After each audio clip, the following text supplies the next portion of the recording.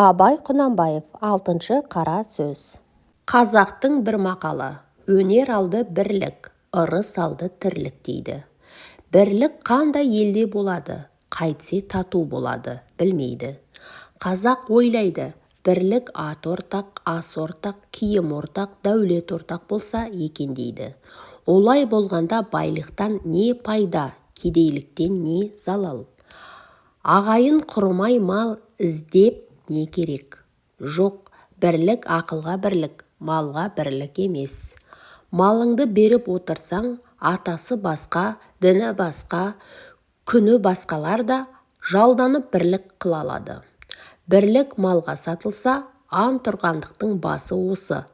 Ағайын алмай бірлік қылса керек. Онда әркім несібесін Құдайдан тілейді. Әйтпесе Құдайдан тілемейді, шаруа іздемейді. Әуелі біріне бірі пәле іздейді.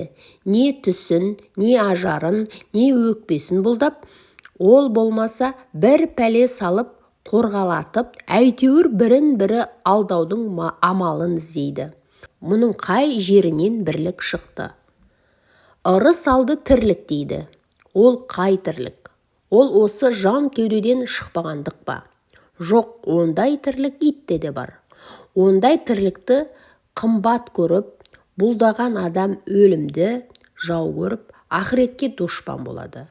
Жанын қорғалатып, жаудан қашып, қорқақ атанып, еңбек қылудан, қызмет қылудан қашып, еріншек атанып, ез атанып, дүниеде әлгі айтылған ырысқа дұшпан болады.